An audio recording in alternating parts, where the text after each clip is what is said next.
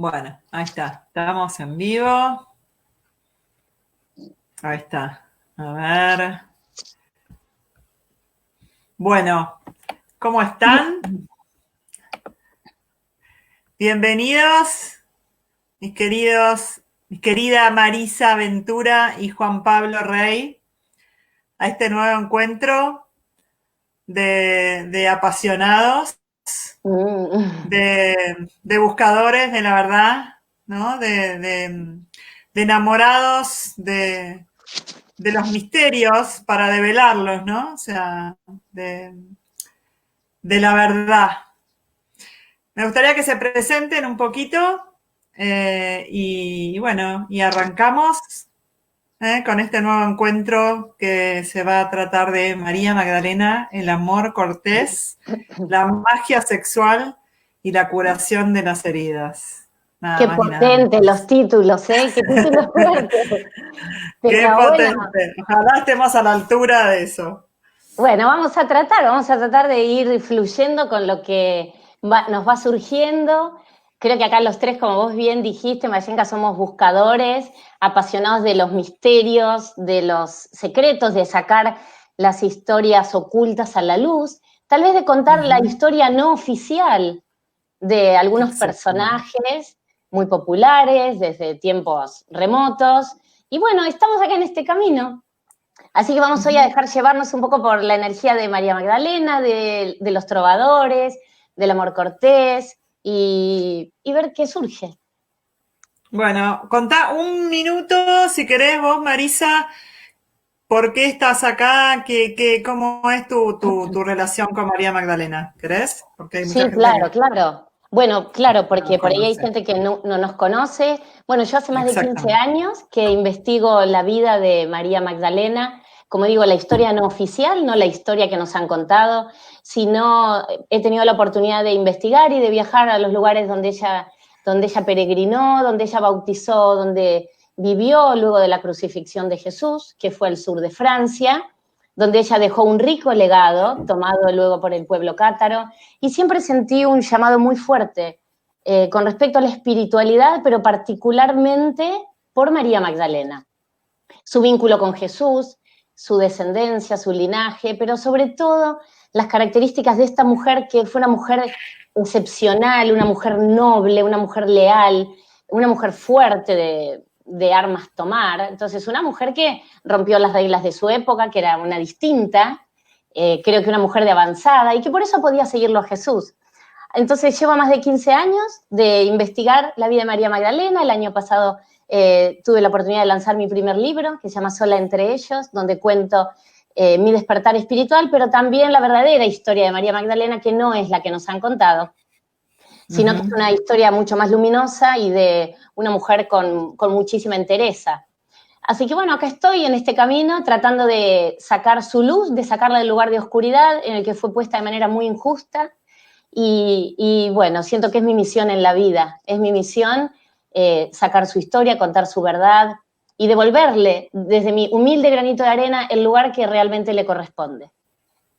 Maravilloso. Bueno, allá vamos. Vamos. Juan. Bueno, mi nombre es Juan Pablo Rey. ¿Qué podría decir? A ver. Juan Pablo tiene una escuela. Eso es interesante. Tenés una escuela maravillosa. Sí, durante casi 30 años realicé la vía mística, que es conocerse a sí mismo. Una vez concluido ese proceso, que se inicia la vía mágica. Primero la vía mística, luego la vía mágica. La vía mágica consiste en probarse a sí mismo en el mundo, ¿no? Realmente ahí se fijan los elementos y el yo real, en este caso, comprueba cuánto se conoce debido a las pruebas que acontecen en el mundo, en la vida cotidiana. Bueno, Qué luego... buena manera de Sí. presentarse, ¿no? Sí. En este caso, el conocimiento de mí mismo me llevó Primero por escuelas de lo físico, ¿no? El yoga, las artes marciales, luego por escuelas del pensamiento, la gnosis, el autoconocimiento, luego por escuelas del plano del alma. Hemos compartido un instructor con Mayenka, Jaco Albala, ¿no? Alguien lo definió como el Mahatma de Occidente, o sea, una gran alma.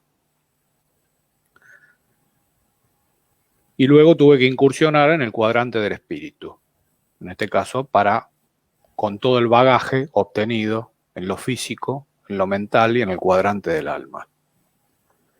En el cuadrante del espíritu ya es un combate, ¿no? Son las pruebas. Entonces ahí se ve, ¿no?, realmente cuánto se conoce el individuo. Y el mundo le revela, a través de esas pruebas, el lugar real en el cual el individuo está parado en la vida. Sí, una de las pruebas fue en el 2014, ¿no?, abrir la escuela Aurum Argentina, en la cual, ¿no?, se abrió el juego, en este caso, como una de las formas de la vida, ¿no? Porque abrir una escuela, siempre eso lo comentábamos con antiguos compañeros de camino, fíjate, no es sencillo. No. Porque básicamente la prueba que vas a tener que sostener es que todas las luces que hayas encendido en tu vida, el mundo siempre va a intentar apagarlas. No porque el mundo sea malo, sino porque es así. Cerrarlo de entrada. Entonces, ¿cuál sería la tarea de sostener una escuela? No permitir, ¿no?, que el mundo apague la luz que tú has encendido en tu vida, ¿no? Sostener la llama encendida. Que eso es la tradición mistérica. Y acá estamos. Bueno, pequeña introducción. Muy interesante. Qué bueno. Yo soy arteterapeuta y me hiciste acordar a un ejercicio que son las 10 maneras de presentarnos diferentes, ¿no? Porque podemos presentarnos desde tantos lugares. Y esto de conocerse a uno mismo, es muy interesante, esto de poder empezar a hacer el ejercicio de ver cómo me presento, ¿no? Me gustó mucho eso. Y bueno, desde este lugar, yo no voy a hablar de mí. Yo soy una escritora, buscadora, terapeuta, no sé, tantas cosas, pero básicamente soy puente. Y me está gustando mucho esto de tener conversaciones con oxígeno, ¿no? De poder presentar gente que pueda poner los temas fundamentales en lugares reales, que podamos hablar de los antiguos temas iniciáticos desde un lugar de apertura, desde un lugar actualizado, y que podamos tener conversaciones inteligentes, ¿no? Que despejen tanta toxicidad que hay hoy en el mundo, tanta toxicidad que hay en el aire, como este lugar donde nos podamos nutrir de temas que realmente nos hacen bien, ¿no? Entonces, bueno, ya nos vamos a meter, porque hay mucha gente que está esperando, igual que yo, escucharlos. Y bueno, podemos entrar, si quieren, por esto del amor cortés, ¿no? O sea, ¿qué es el amor cortés? Porque hoy esta chica que yo atendí decía, yo quiero el amor, quiero el amor, quiero vivir el amor, ¿no? Y creo que es un anhelo universal. Exacto. Y hay mucho de eso oculto en ese amor cortés, ¿no? Como una clave. Así que, Marisa, empezá, si querés vos, a contarnos un poco de dónde viene eso. Yo pienso, igual que vos, coincido absolutamente que la necesidad del amor es muy grande en todas las fases de la vida de las personas, y creo que lo que estamos tratando de hacer, sobre todo nosotros con este espacio, es volver un poco a las bases, a lo más básico, que es el amor puro y el amor bien entendido y bien disfrutado. Y ahí es como vos decís, bueno, ¿dónde nace el amor cortés? El amor cortés, para hacer un poquito, saben que a mí me gusta la historia, entonces es donde me siento un poco más cómoda, nace en la época de los trovadores, en el sur de Francia, en la región de Occitania, y de ahí es donde nace la poesía provenzal, porque los trovadores no eran ni más ni menos que poetas. Entonces ahí nace toda una corte, que ahora vamos a ver de quién era específicamente esta corte y por qué está asociada a María Magdalena, donde los trovadores, el trovar es el encontrar. Ellos decían que encontraban a través de la poesía ponerle palabras al amor. Y ellos creían que el amor lo era todo, y que el amor tenía dos partes. Por un lado la plenitud y por otro lado el desgarro. El amor cortés, más que nada, es una poesía retórica, donde siempre hay un caballero que busca una dama que lo rechaza, donde él tiene que hacer un montón de, digamos, de rituales para poder conquistar a esa dama, y es esa dama la que finalmente va a decidir si acepta o no a este caballero. Hay todo un vasallaje amoroso impuesto por este amado que busca a su amada, y es un ritual hermoso, porque es un ritual muy noble, muy exaltado, muy brillante, acorde a cómo era la sociedad de la época en el sur de Francia. Y miren, ¿a dónde volvemos? Siempre parece que todos los caminos nos conducen no a Roma, sino nos conducen a los cátaros.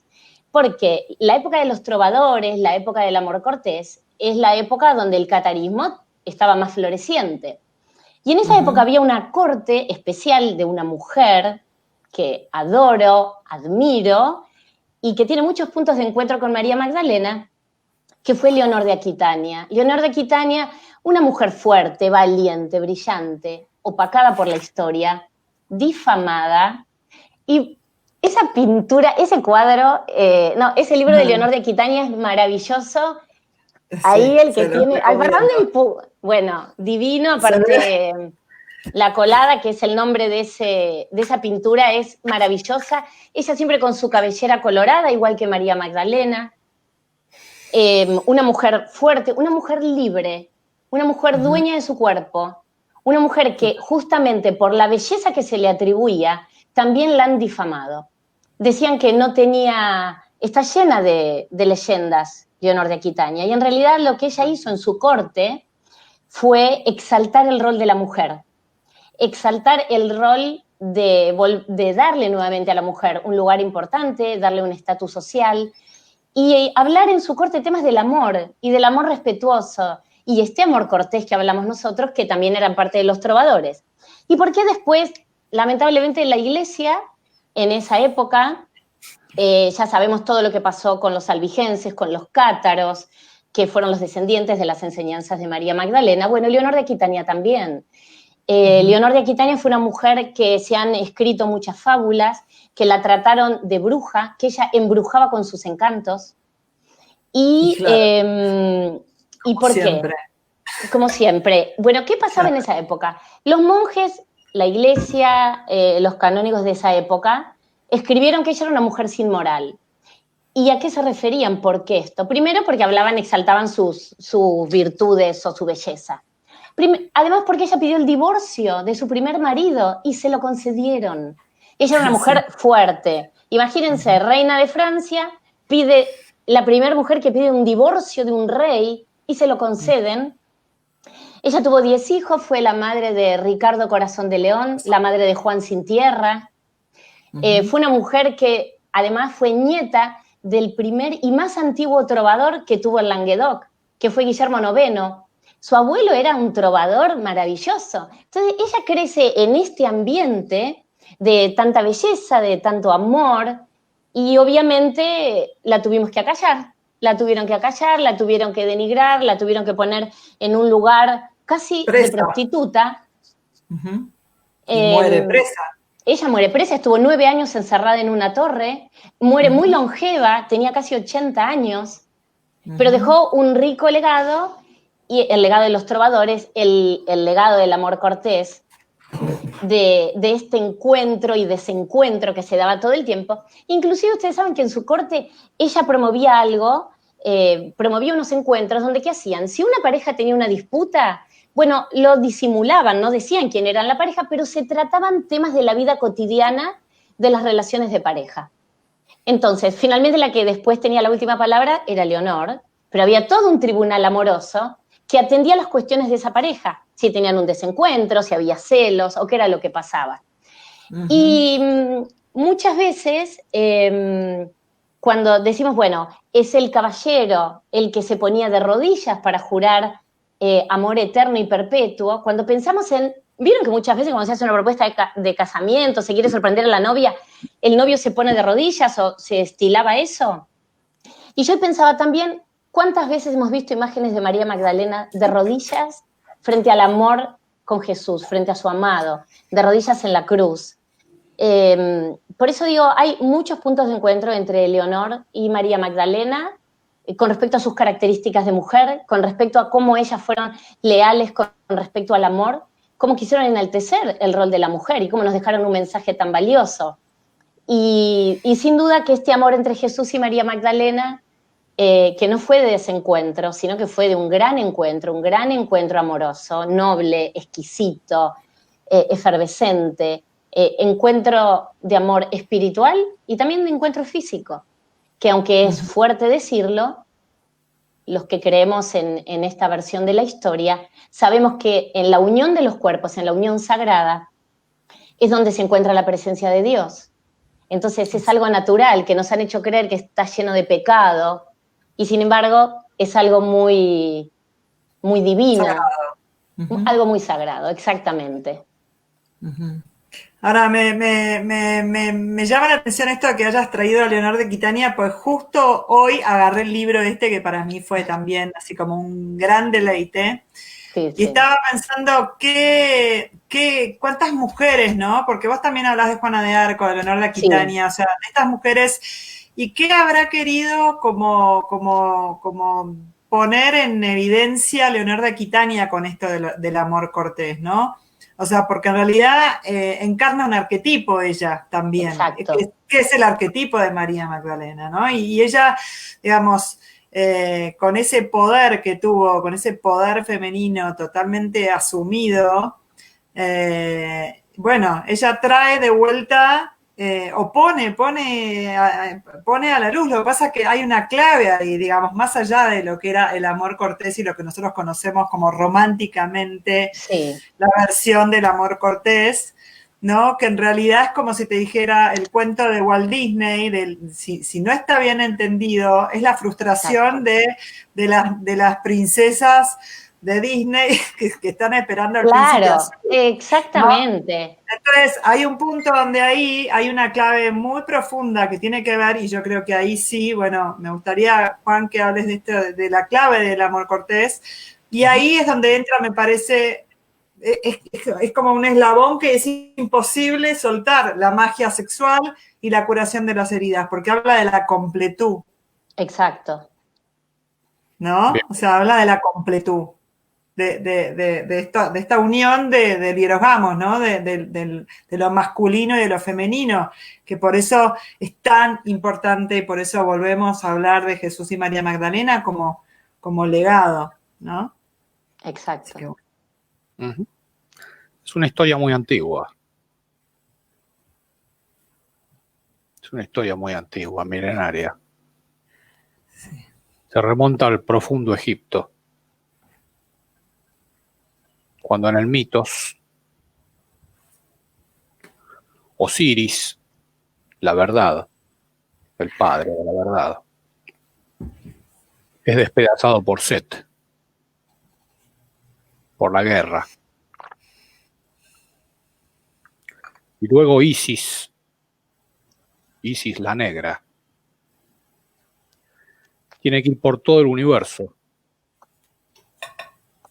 yendo a buscar los fragmentos despedazados de Set, o sea, los fragmentos despedazados de la verdad. Fíjate, ¿qué es lo que hace la diosa? Busca en el universo los fragmentos despedazados de la verdad. Lo va uniendo desde su particularidad. Eso hace Isis. Fíjate, cuando Isis logra reconfigurar el cuerpo despedazado de Osiris, de la verdad, hace una cópula mágica y nace Horus, el halcón, la magia, custodiado por Set, su hermano, la guerra. Fíjate, la guerra y la magia, o la guerra y el amor, son los hijos de los dioses. Fíjate, eso es lo que vive María Magdalena en la crucifixión del Cristo. Fíjate, cuando el Cristo, después de prepararse toda su vida, vuelve a su psicorregión, fíjate cómo lo tratan los dos bandos en pugna, los judíos y los romanos. El Sanedrín y Pilatos. Fíjate cómo tratan a la verdad. La vuelven a despedazar. Fíjate. Hay un texto muy antiguo que menciona que Cristo, una vez que entra en Jerusalén, la última cena, en realidad, fue intentar unir esos bandos opuestos. Se dice que la última cena del Cristo fue con Pilatos, de un lado, representante de Roma, y con Judas del otro, el representante de Judea. Fíjate, en su mismo nombre está eso. Y les dio la clave para situarse más allá de toda contienda, la clave mágica. Fíjate, eso es lo que intentó hacer el Cristo. Fíjate, ¿qué hacen luego los hombres? Fíjate cómo termina la historia. Pilatos lavándose las manos, ¿no? Y Judas, esa pelea no aclarada con el Sanedrín, en el cual le tiran por la cabeza las 40 monedas de plata, ¿no? Que no se entiende a qué se refiere esa cuestión. Pero porque Judas fue en nombre de Cristo a intentar situarse más allá de todo conflicto. Fíjate, ¿cómo termina eso? Se unen desde la pulsión de muerte Judea y Roma, el Sanedrín y Pilatos, ¿no? El Sanedrín acusándolo, Pilato lavándose las manos. Y una vez más, después de ese vía crucis y esa crucifixión, vuelven a despedazar a la verdad, a Osiris. Fíjate, ¿qué tiene que hacer María Magdalena a partir de ese momento en el cual se inaugura su ministerio? Fíjate, lo mismo que hizo Isis con Osiris. Lo mismo. Es el mismo misterio. Uh-huh. La resurrección se trata de eso, de curarle las heridas a Cristo, que resucite como Osiris, realizar una cópula mágica y que nazcan una vez más los hijos de los dioses. Así se inicia la historia oculta de Cristo después de la cruz. Porque Cristo sobrevive a la cruz. Esa mujer de pelo de fuego tan intrigante, cuyo origen estaba en Babilonia, tenía esa capacidad. Uh-huh. Es lo que luego en Francia va a ser conocida como el arquetipo dama. Claro. A mí me gusta siempre pensar los personajes históricos como particularidades. O sea, siempre son tres mujeres, fíjate, en el mito, eso es curioso. Siempre son tres mujeres. Que en realidad no es que sean tres mujeres, son tres aspectos de la mujer y de la diosa. Son los tres aspectos. La Trimurti, como se dice en el Tantra. En el caso del Cristo estaba Salomé, Magdalena y Marta. Uh-huh. Fíjate, es lo negro, Salomé, ¿no? La mujer oscura, la mujer fatal, la mujer blanca, la mujer pura, que representa la pureza, Marta, y en el medio de ambas, la mujer que representa lo rojo. Fíjate, así como la mujer oscura representa el pasado, Salomé, y la mujer blanca representa el futuro, Marta, ¿qué representa Magdalena? El presente. Porque únicamente desde el presente se pueden curar las heridas. Uh-huh. Absolutamente. Fíjate, eso es lo que se va a reeditar luego en Europa, en el siglo XII. Curiosamente, aparecen simultáneamente, mágicamente, dos grandes cuestiones en ambas polaridades, ¿no? Una gran disciplina para los varones y una gran disciplina para las mujeres. Nos estamos refiriendo a las leyes de caballería, fíjate, y el amor cortés. Porque aparecen conjuntamente las dos cuestiones en Europa. Ujú. ¿Por qué aparecen a la vez las leyes de caballería y el amor cortés? En ambos casos, teniendo como símbolo al Santo Grial. Porque proceden de la misma fuente. Fíjate. Claro. Son las dos grandes disciplinas para curar las heridas. En la guerra y en el amor. Las leyes de caballería, fíjate, que es introducir códigos de honor y lealtad, curan las heridas de la guerra. El amor cortés, ¿no? Con todas sus leyes que hay que respetar, son para curar las heridas del amor. Y la gran prueba de todo esto, fíjate, una vez más, aparecen dos bandos opuestos. Una vez más. Los guerreros y los magos, como siempre en la historia. Los guerreros, los templarios, fíjate, y los magos, los cátaros. Claro. Me encanta, Juan, te digo, yo creo que no hablo más hasta que terminamos. Seguí vos, seguí porque está fantástico, fantástico todo. Sí. Debo decir que es magnífico. ¿Cuál sería la propuesta del Santo Grial? La propuesta del Graal, fíjate, que los guerreros y los magos se unan. Y se unieron. Eso se pudo hacer durante un tiempo. Sí, después desaparecieron. Qué interesante, estoy pensando, a ver, se me ocurre algo, una pastillita, que las mujeres, estas mujeres arquetípicas, tenían la clave de las dos, ¿no? De la magia y de la guerra. Sí, totalmente. Así es, así es. Eran una mezcla alquímica de las dos cuestiones. Exactamente. Porque con el mejor del amor, fíjate, los guerreros iban a la guerra. Y con lo mejor de la guerra, con los mejores guerreros, fíjate, eran los más capacitados para entrar en el misterio de amor. Fíjate, ambos extremos se tocan. Curioso. Sí, pero por eso las mujeres las quemaron, ¿no? O sea, tenían ese poder, tenían tanto poder.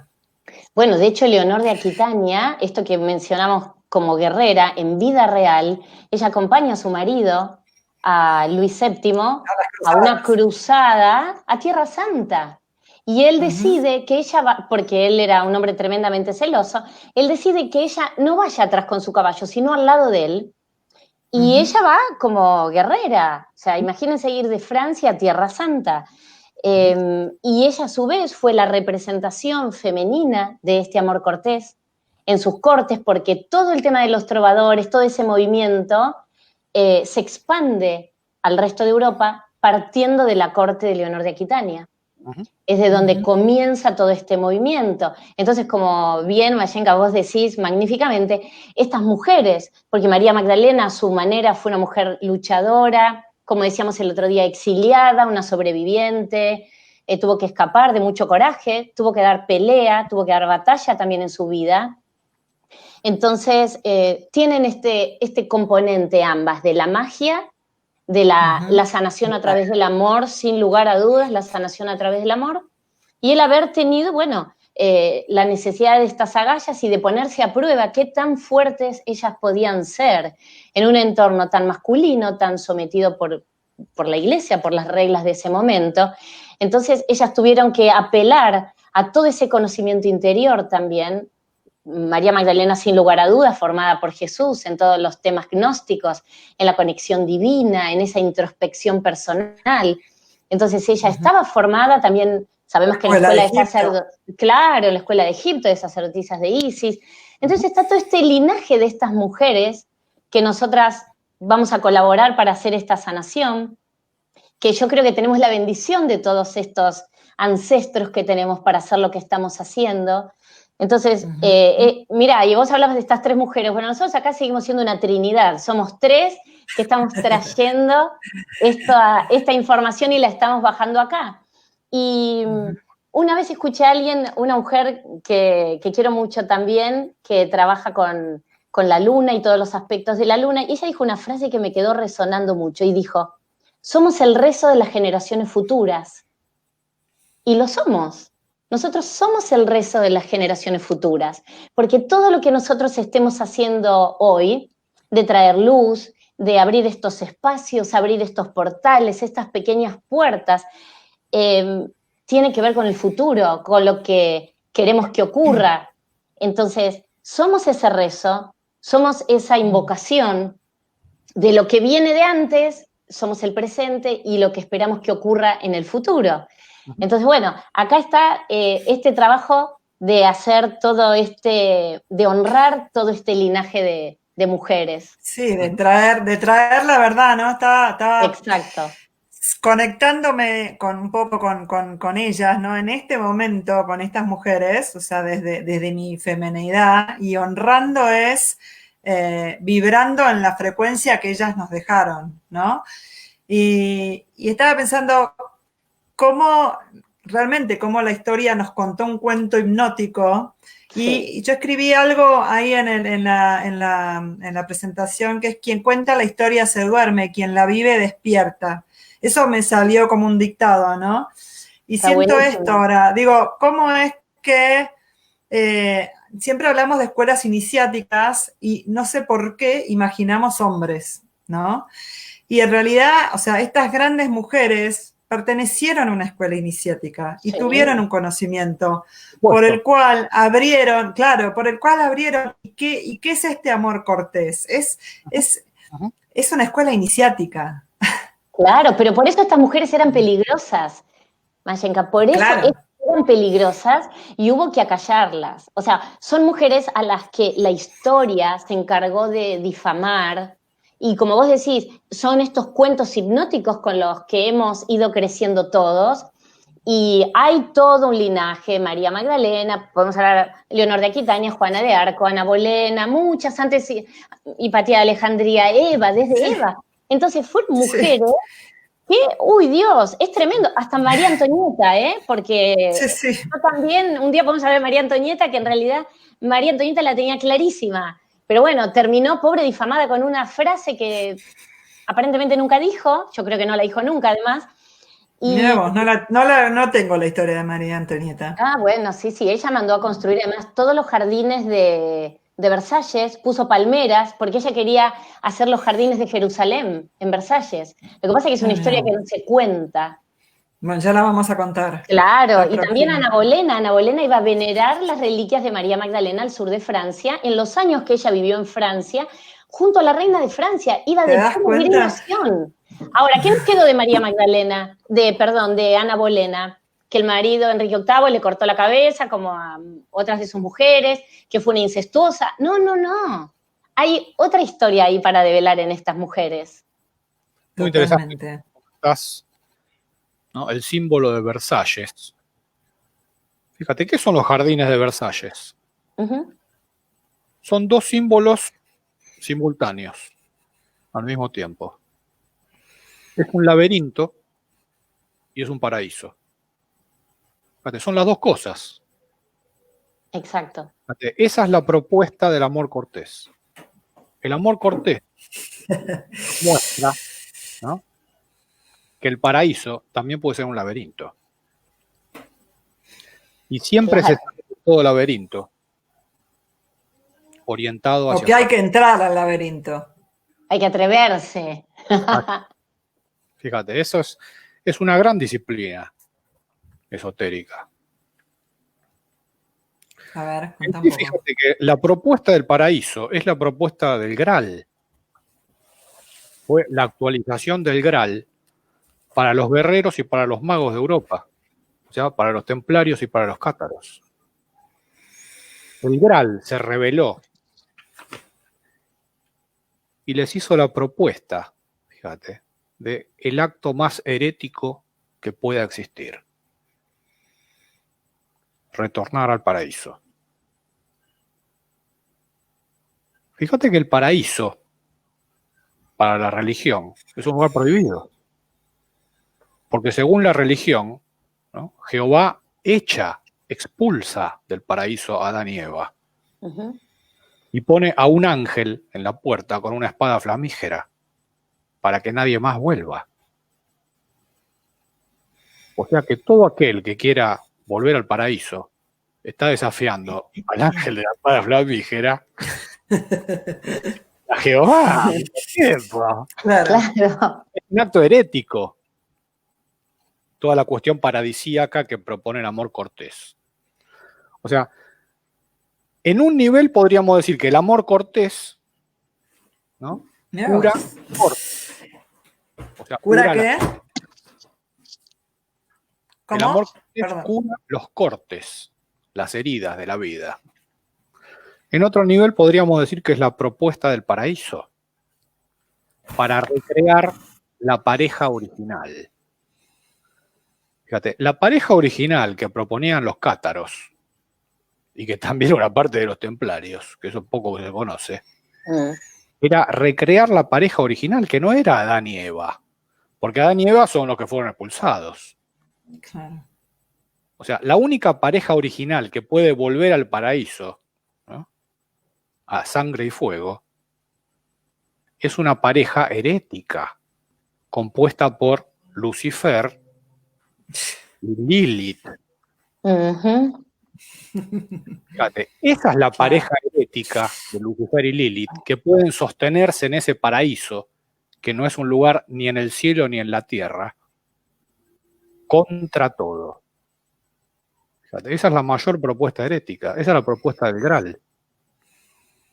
Es una propuesta mágica y guerrera. Ujú. Otra vez, la guerra y la magia unidas, en el sentido trascendente. Eso es lo que se da en el siglo XII.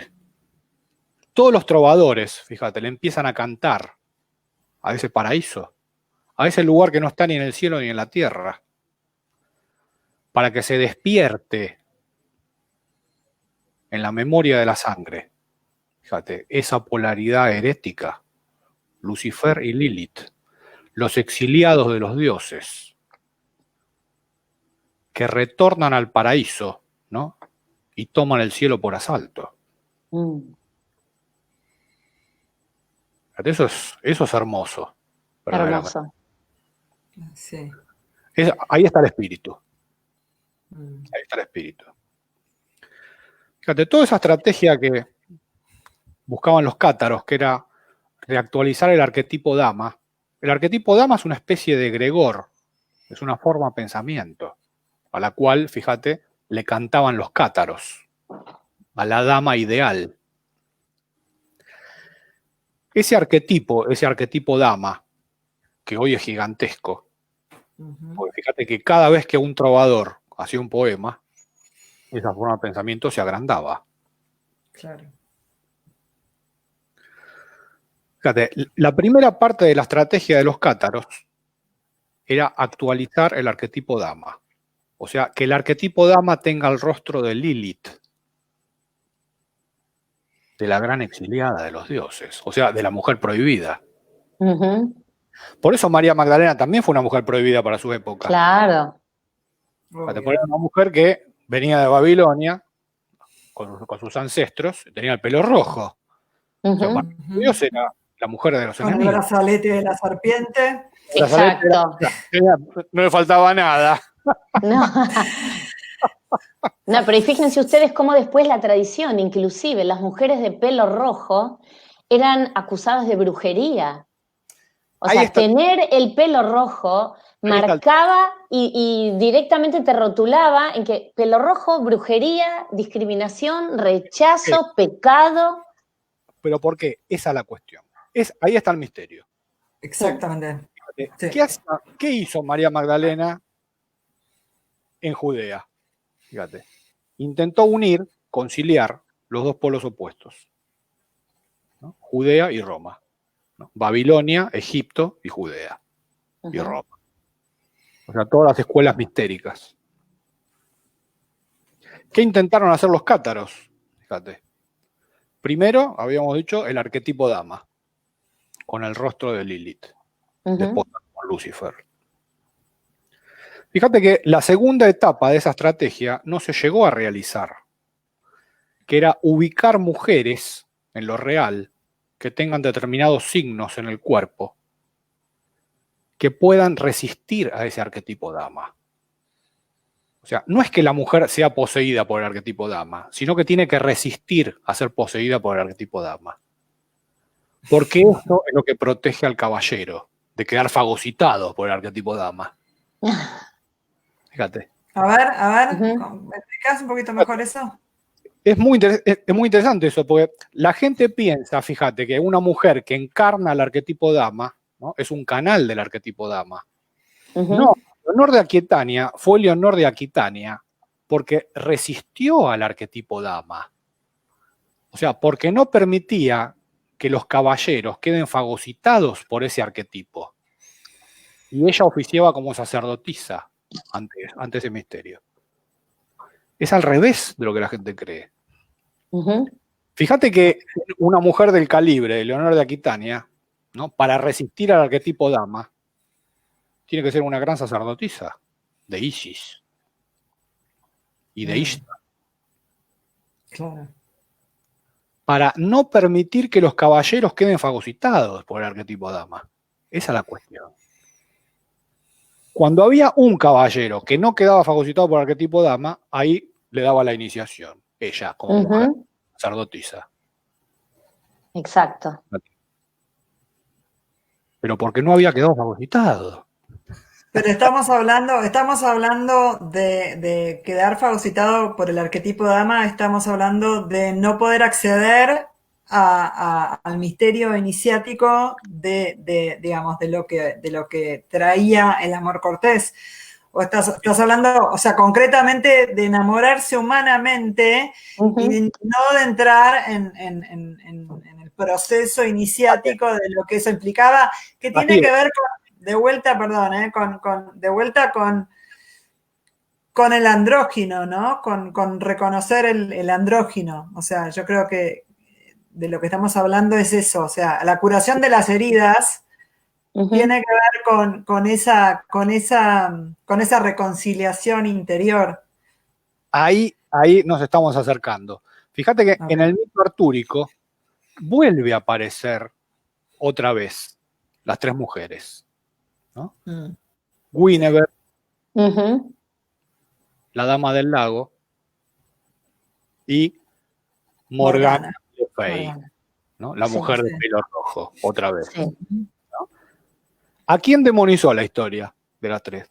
A Morgana. La de pelo rojo. Exactamente, ¿no? A Guinevere le perdona un poquito, dice, bueno, está al aire, pero la culpa de todo, ¿quién la tuvo por la historia? Otra vez, Morgan, la mujer de pelo de fuego. ¿Por qué? Fíjate. Si vos vas al mito artúrico, cuando la dama del lago, que es la mujer blanca de la pureza del futuro, le da Excalibur a Arturo, le da la espada.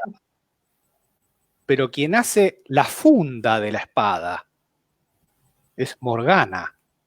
Claro. La funda original de la espada Excalibur tenía la capacidad de curar las heridas recibidas en batalla. O sea, Excalibur tenía la capacidad de derrotar a los enemigos. Pero la funda original de la espada tenía la capacidad de curar las heridas de la guerra. Eso se lo da Morgana al rey Arturo. Y después cuando se pelean, ¿no? Ella esconde esa máquina, la tira a un lago y le da una funda de Excalibur trucha.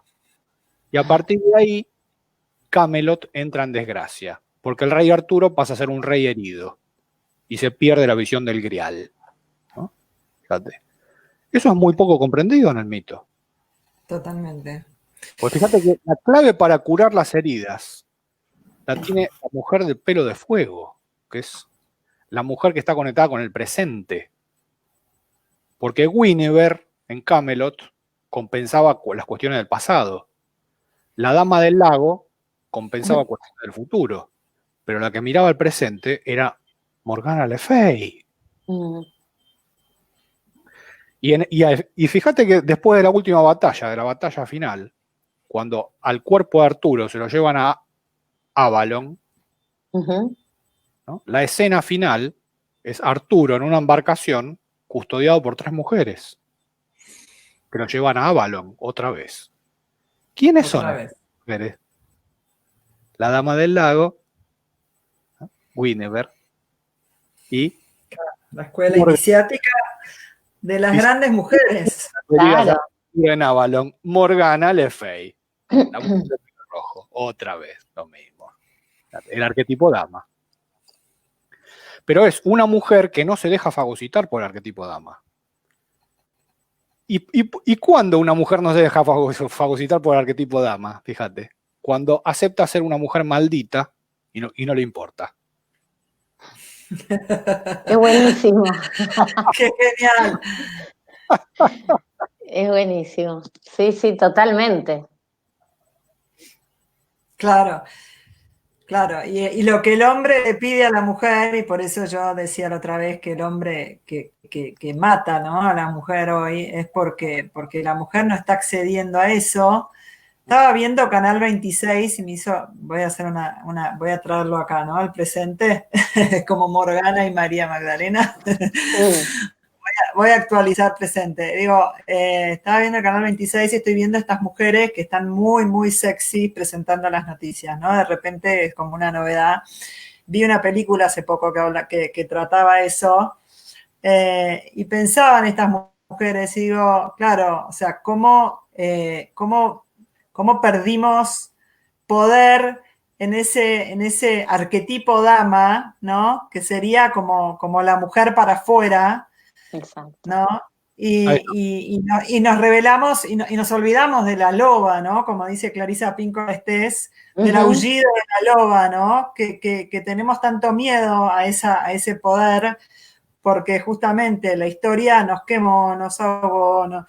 O sea, nos maldijo. Entonces, bueno, es muy, muy importante, pero volvamos a un poco a esto del amor cortés y la curación de las heridas. Muy bueno eso de la loba.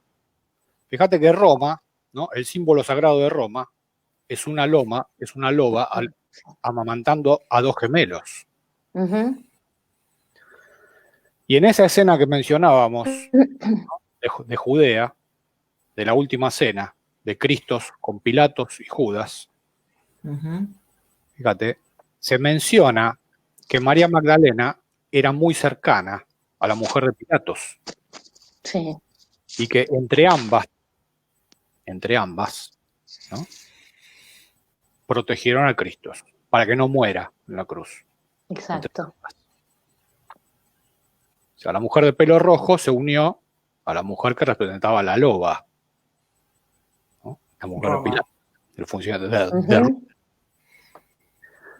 Sí. Y Pilatos, fíjate que protagoniza la escena más elevada de la Biblia, cuando le pregunta a Cristo, ¿no?, quid veritas est, ¿y cuál es la verdad?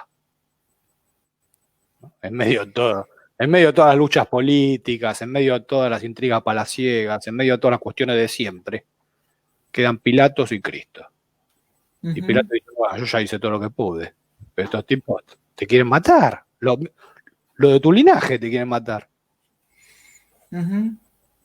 Y le dice, ¿y cuál es la verdad en todo esto? Quid veritas est. Y Cristo se le pone adelante y le muestra, ¿no? Y se queda en silencio y hace un gesto. No le contesta nada con palabras, pero le muestra, ¿no?, la verdad es el hombre que tienes delante tuyo. Y ahí se desencadenan los hechos. Porque ¿qué hacen los hombres con la verdad? La despedazan.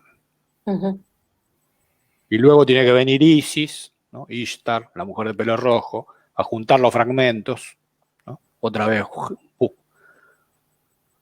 rearmar el cuerpo de la verdad, ¿no?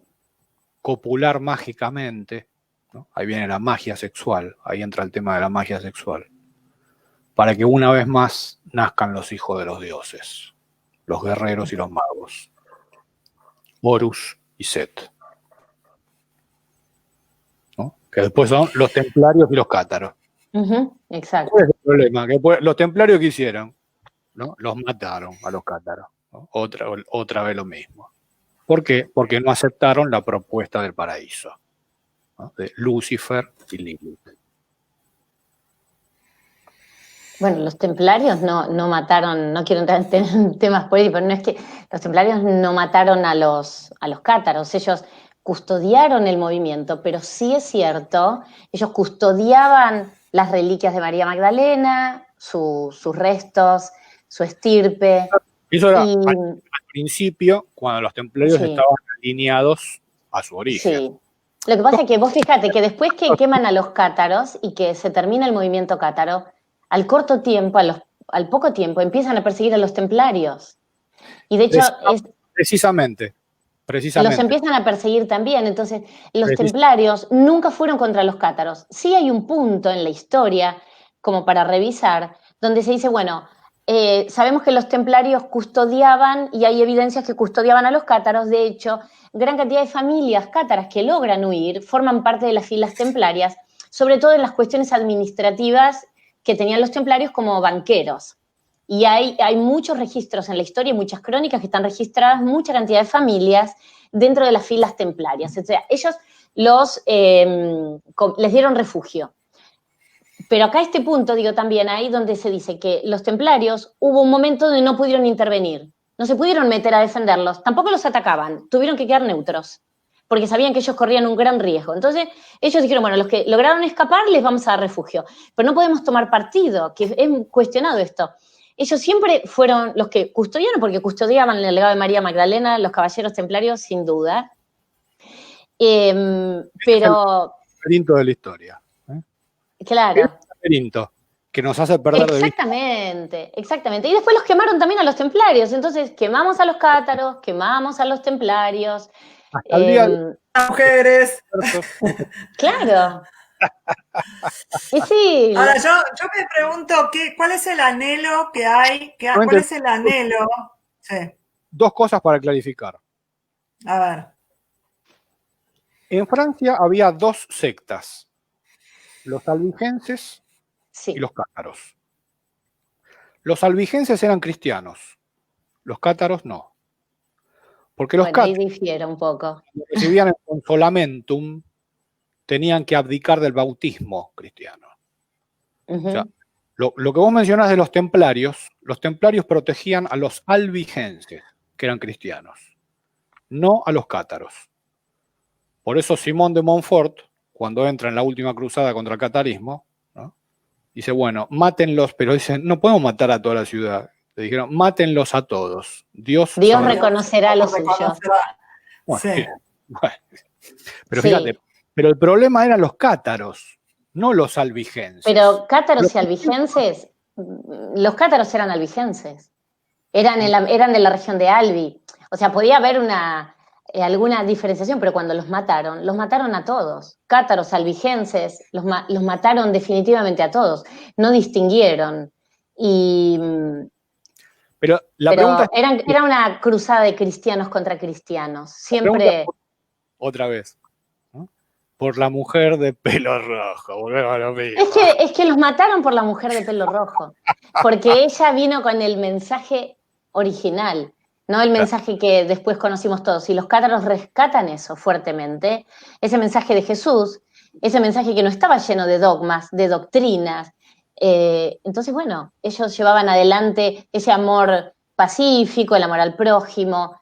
Eran inclusivos como era Jesús. Jesús era muy inclusivo, que daba espacio a todo, al que era diferente, al que pensaba diferente, al que tenía una enfermedad, Jesús daba lugar a todos, no discriminaba. Y los cátaros tampoco. De hecho, para los cátaros, la mujer y el hombre estaban en igualdad de condiciones siempre. Ellos creían en el amor libre, la igualdad entre hombre y mujer, era algo que desafiaba las reglas de la época. en el Languedoc, y por eso la iglesia no tenía ningún tipo de influencia en esa región.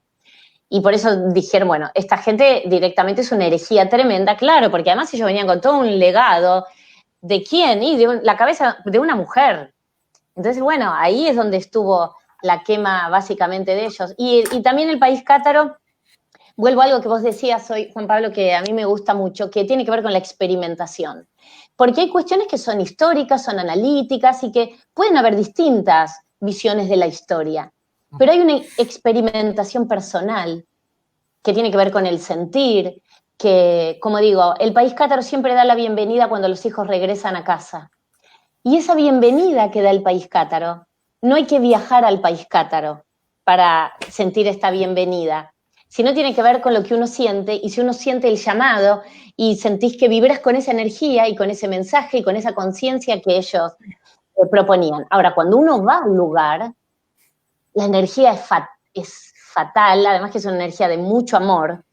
El país cátaro tiene una vibración energética altísima. De hecho, ¿sabés que en el país cátaro, les cuento a los dos, digo sabés, pero saben, Sí, a todos sí. los que nos están escuchando. Voy a además, ir con vos el año que viene, ¿eh? Ya claro, me cómo noto. no. En el país cátaro hay una cueva que se llama Gorge de Galamus, que es una cueva donde María Magdalena enseñaba oculta, que cuando vos subís, está en el medio de los Pirineos, vas haciendo todo. Antes hay una cueva que está dedicada a San Antonio.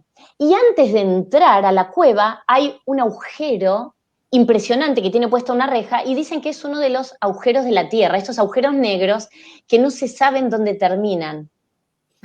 Y, y dicen que es una de las zonas de mayor energía y de mayor vibración del planeta.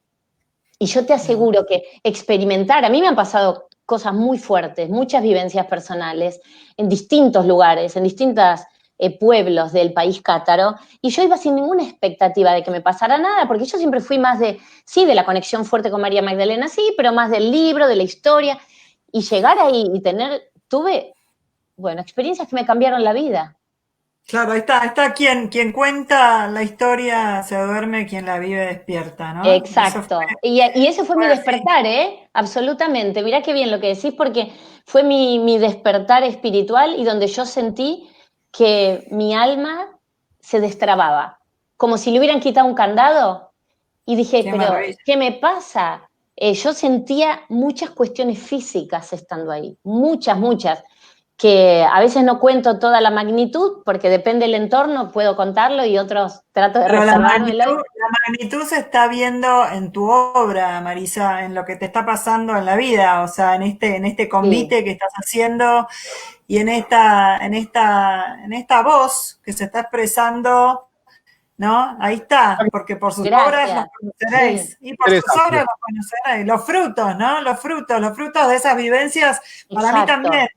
Yo tengo tanta certeza, siempre digo que tengo tanta certeza de ese reino, de la dimensión del espíritu, que por eso lo único que quiero es ser puente, o sea, es mi único propósito, puente de esa Exacto. dimensión.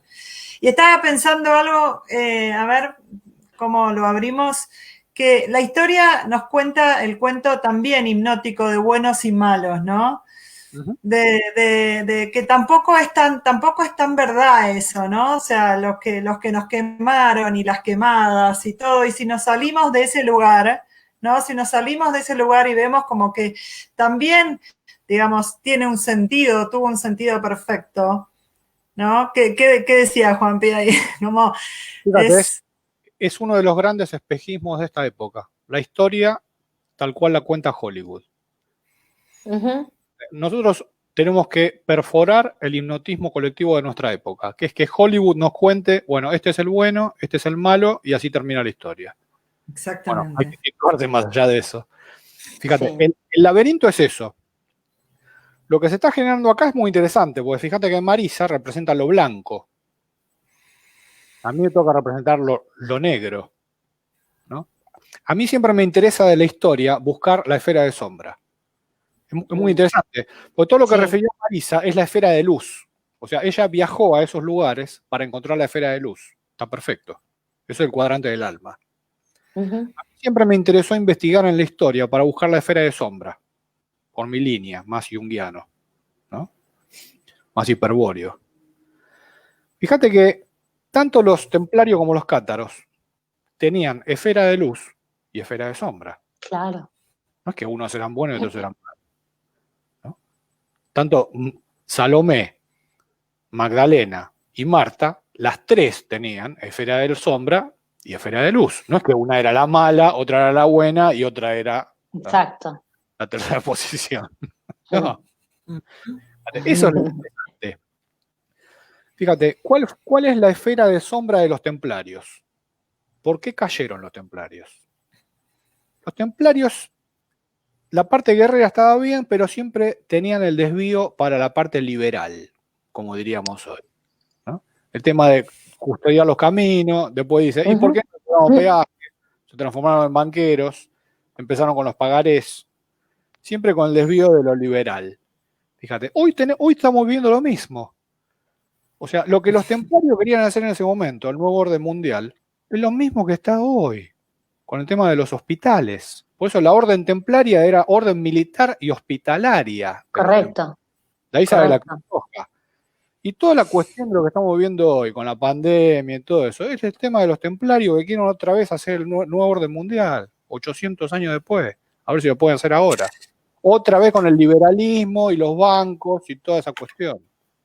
Entonces siempre van a caer, porque siempre se posicionan en la esfera de sombra. Eso es lo que está mal.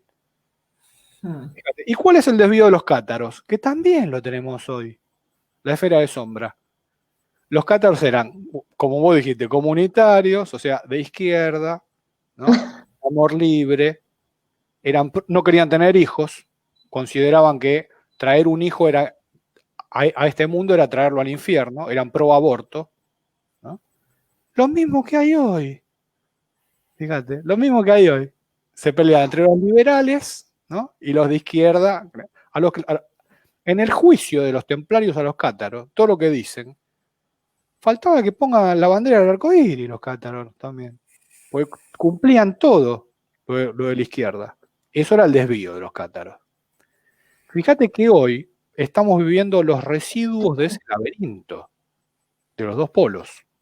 Y otra vez nos tenemos que volver a posicionar, ¿no? Otra vez, entre Roma y Judea, entre los templarios y los cátaros, ¿no? Entre los liberales y los comunistas. Y estamos siempre tensionados por los pares de opuestos. Pero la salida tiene que ser mágica y guerrera, con las dos cuestiones unidas. Eso es muy interesante. Sí. Estamos, les cuento, medio ya en el tiempo. Sí, sí. Me gustaría darle 5 minutos más. Yo tengo como la sensación de que nos faltó coser como esto de la magia sexual, el andrógino, el amor y la curación de las heridas. Como si pudiéramos darle como un cierrecito cada uno con su mirada. Yo por eso creí, o sea, lo que decía antes es que no se trata de ver la historia como buenos y malos, sino con el sentido profundo que cada uno ocupó, ¿no? O sea, que cada rol tuvo para que pudiéramos despertar, así como en nuestra vida todos los personajes y las situaciones y las escenas que vivimos tienen que ver con los escenarios que elegimos como almas para desencadenar el propósito del espíritu, ¿no? O sea, así la historia también tiene su propósito. Entonces, si nos salimos de los cuentos de buenos y malos, ¿no? Ese amor cortés, esas mujeres poderosas, ese amor entre Jesús y María Magdalena, o sea, ¿de qué nos hablaron? ¿Cuál es, si fuera un elixir, si fuera el Santo Grial, si fuera esa sangre, ¿no? que se buscó durante tanto tiempo? ¿De qué se trata? Yo creo que habla de un gran anhelo, de ese gran faltante que sentimos todos los seres humanos, ¿no? Y como esa promesa de completud, ¿no? Esa promesa de sentirnos saciados, esa es como la perla del amor cortés, ¿no? La perla del grial. Entonces, ¿cómo vivimos esa realidad? ¿Cómo traemos, cómo podemos experimentar esa realidad hoy para que esa historia pueda ser vivida y no contada, para que esa historia nos despierte y no nos duerma el cuento?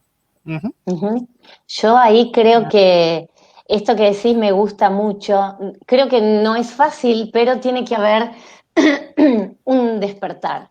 Claramente tiene que haber un despertar, que es un despertar personal de cada uno.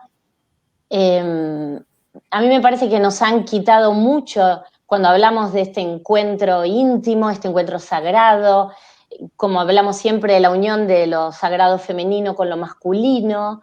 Creo que nos han tirado y han arrojado muy lejos la verdad del encuentro entre el hombre y la mujer. Sobre todo, hay que reconocerlo más que nada en el cristianismo, donde ya las personas nacemos con el pecado original, por eso nos bautizamos. ¿Por qué? Porque desde la época de la Virgen María, todo el resto de las mujeres que hemos dado a luz, sabemos que los hijos vienen y venimos, y nuestros padres vinieron, todos con el pecado original. Entonces ya desde ahí, que porque la unión del hombre y la mujer fecundaron una vida, y esa vida viene manchada por el pecado. ¿Cuál fue el pecado? ¿Cuál fue ese pecado original del que nos tenemos que limpiar? ¿La unión amorosa de nuestros padres?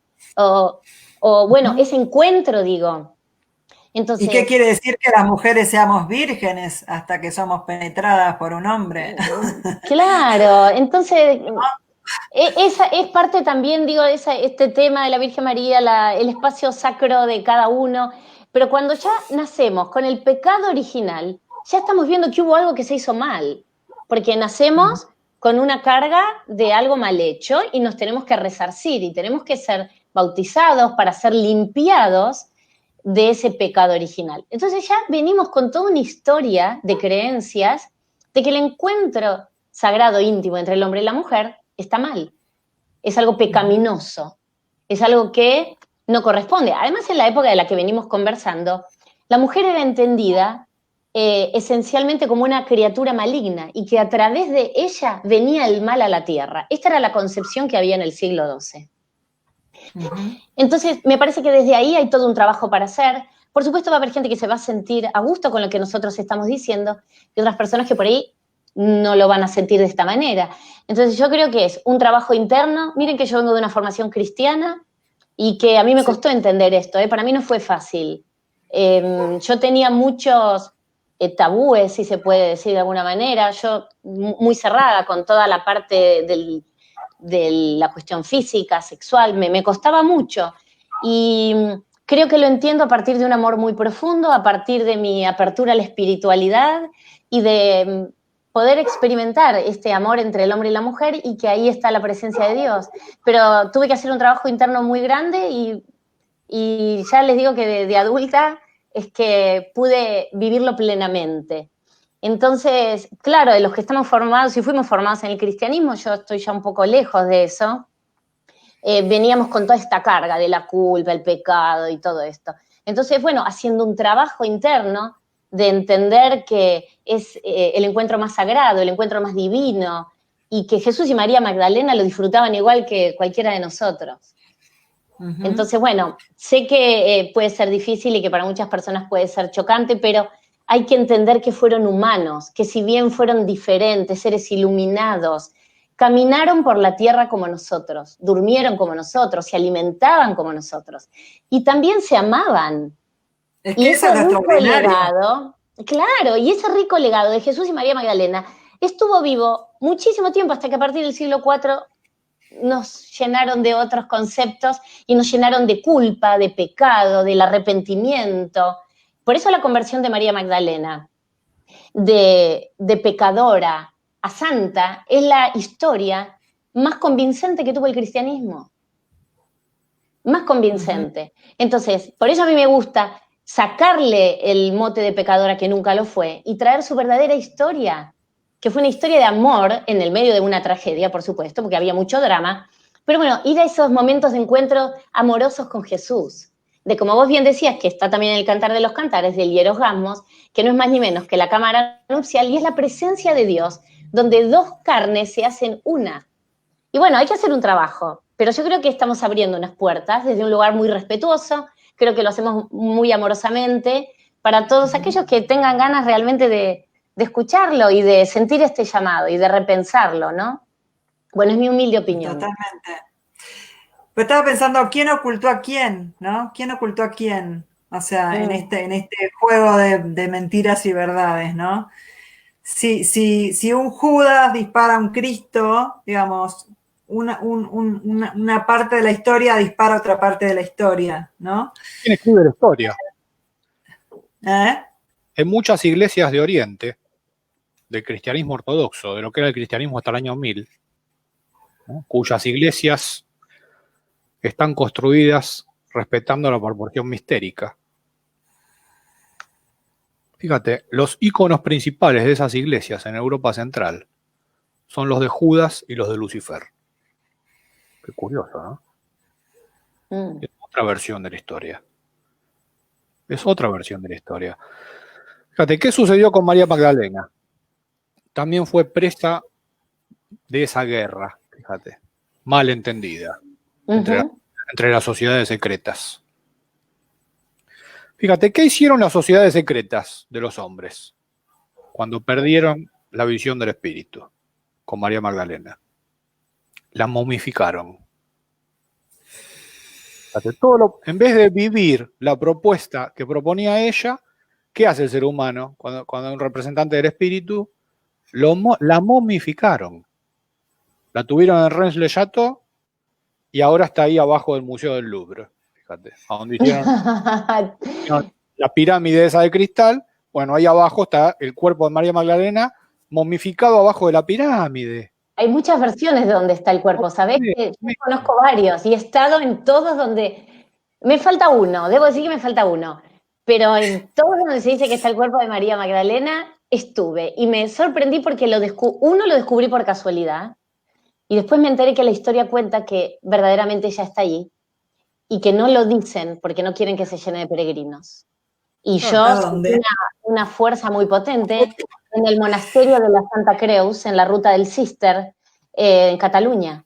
Y me sorprendió mucho ver la tumba, que dice Santa María, vestida de templaria, con una talla en mármol, dice María Magdalena, de hecho está al revés, vos te parás atrás donde está y tenés que darte vuelta para leer lo que dice, no se puede pasar, tiene una cadena muy gruesa y en el medio cuelga la cruz paté, y en el fondo está, a ver cómo es, está este símbolo que tengo yo acá atrás, que es, es un símbolo del año 1000, es un símbolo cátaro que tiene la estrella de David. ¿Lo puedes acercar? Sí, claro. Aparte lo hice yo y cuando lo vi, ahí, esperen,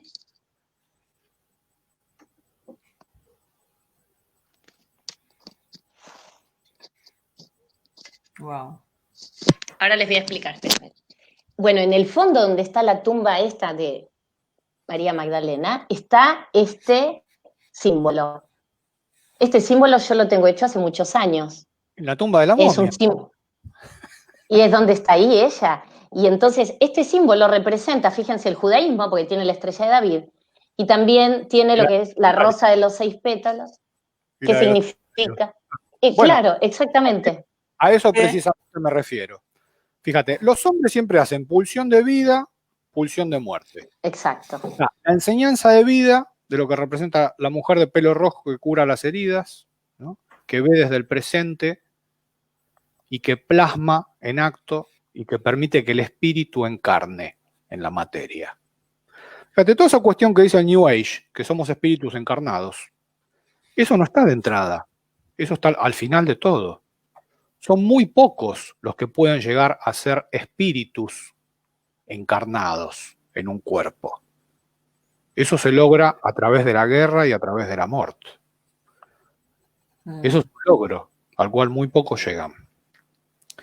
En ese combate estamos. Fíjate, ¿qué hicieron con María Magdalena? La momificaron. La momia, fíjate, es la sombra de Egipto, no es la pulsión de vida de Egipto, es la pulsión de muerte. Por eso todas las películas, la momia que viene de la muerte y toda esa cuestión, es todo la cuestión sombría de lo que hacen los hombres y de lo que interpretan los hombres acerca de la verdad. Eso que sucedió con María Magdalena, fíjate, que la momificaron hasta el día de hoy y la ocultan, y ocultan su enseñanza. Ujú. Eso se trasladó aquí a América. Lo mismo. Eso es lo que le había propuesto a Mash, de hacer un tercer encuentro para ver la actualización en América, de lo que hoy hablamos de Europa. Ujú. Fíjate, esas dos grandes líneas ocultas en pugna, ¿no? El esoterismo cabalista del Valle del Nilo, una línea. Y el esoterismo rúnico del Valle del Indo, de la línea indoaria.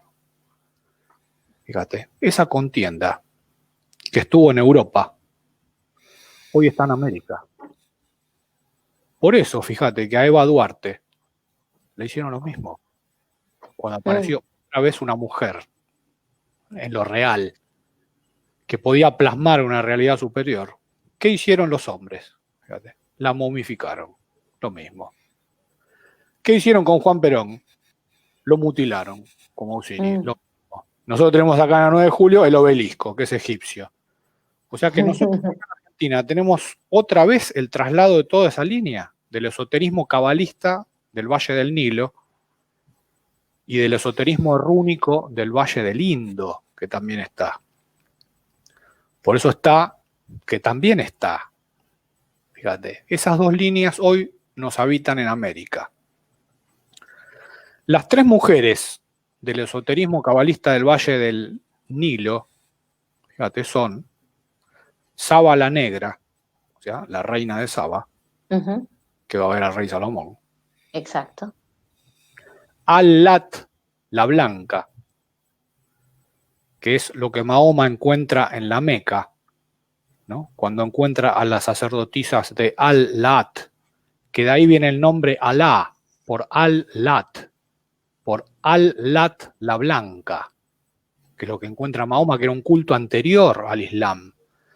Por eso Islam, fíjate, significa Isis-Lam, porque parte de una reactualización del culto de Isis. Fíjate, esa es la línea blanca del Valle del Nilo. Y finalmente está en el presente, otra vez, ¿no? Babylon la Roja, la mujer maldita por la historia. Otra vez lo mismo. Fíjate. Y luego está la otra línea, que es la línea del espíritu. Así como el esoterismo cabalista del Valle del Nilo es la línea del alma que se traslada a América. El esoterismo rúnico del Valle del Indo también se traslada a América y también estuvo en Europa. Fíjate, es Kali, la negra, Parvati, la blanca, y Durga, la roja. Lo mismo. Fíjate, ese es el Tantra. Esa es toda la actualización del Tantra en esta época.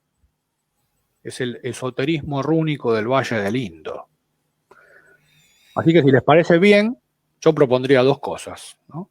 Si les parece, continuar con un tercer encuentro de la actualización en América, de todo lo que hablamos hoy, de estas dos líneas, y finalmente propongo, ¿no?, ante la momia de María Magdalena y la momia de Eva Duarte, que es lo que los hombres hacen con la verdad, propongo quemar de una vez y para siempre a la momia, ¿no? Me encanta. Vamos a quemar a la momia. La vamos a resucitar. Vamos a quemar a la momia. Y vamos a despertar. Y a la vida, de una vez por todas. Exacto, muy bien. Y yo mi invitación es a despertar esos tres arquetipos de mujeres en todas las mujeres, porque creo realmente que cuando las mujeres nos despertemos, vamos a poder despertar al hombre también, ¿no? O sea, es como... tenemos una gran tarea y ahí nuestra honra a estas grandes mujeres, ¿no?, que han sido acalladas, y por eso digo, hay un pacto en la historia y tiene una razón de ser, no no sé si nos salimos de este juego infantil de buenos y malos, ¿no? Y yo creo que este es un momento muy importante histórico, que estamos pudiendo hablar, que los misterios ya dejan de ser misterios, que las escuelas iniciáticas están abiertas, que cada cual tiene todos los elementos para entender, que quien tiene ojos para ver, que vea, quien tiene oídos para oír, que oiga, ¿no? Y creo que es un momento que esto está muy disponible.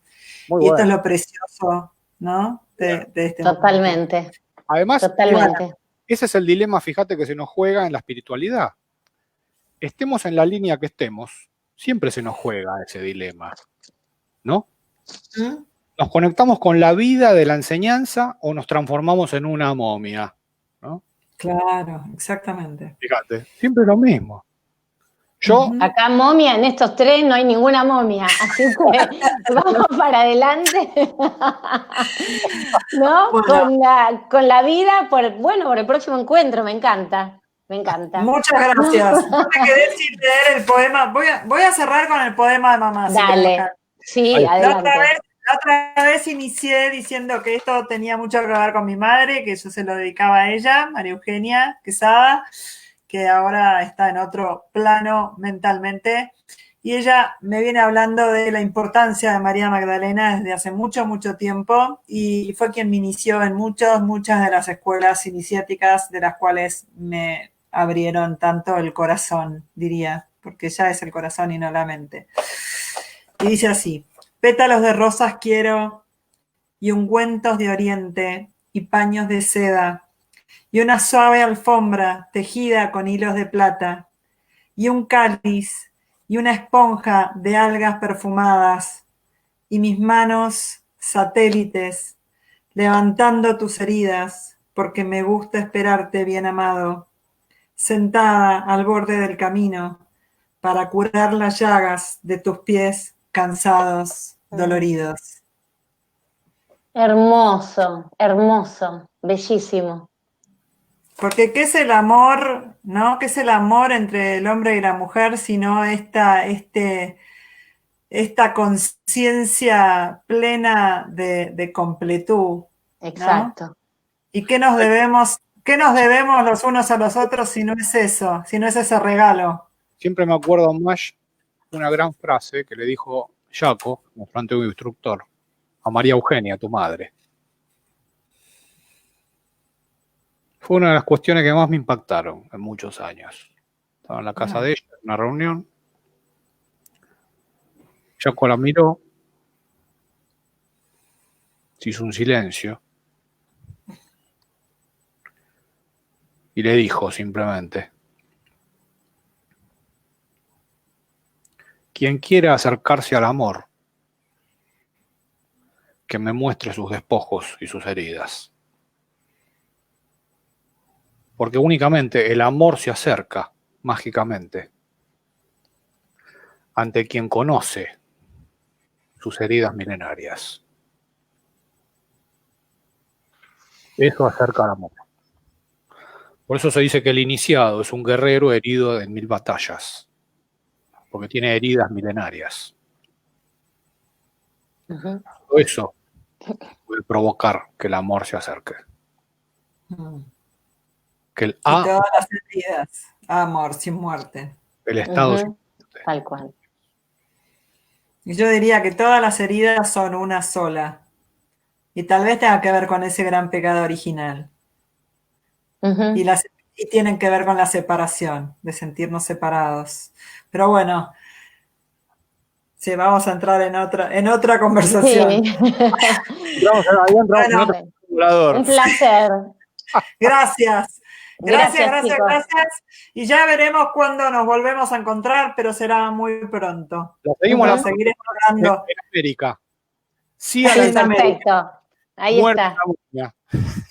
Gracias. Gracias, chicos. Igualmente a todos. Mucho amor. Adiós. Chao. Adiós. Chao.